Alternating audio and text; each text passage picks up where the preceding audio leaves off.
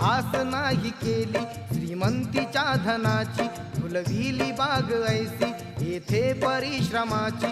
दुःखाला झेलणारा, काळाला छेदणारा, गुणवंत पाहिला मी अन्यायी झुंजणारा. विसरून गेला शेवटी जातीयतेची ज्वाला, भीमराव माणसाला माणूस करून गेला. काळाच्या डोळ्यावरती बसलेली होती कात, तू दाविली पहाट उज्ज्वल प्रखरती ज्योत.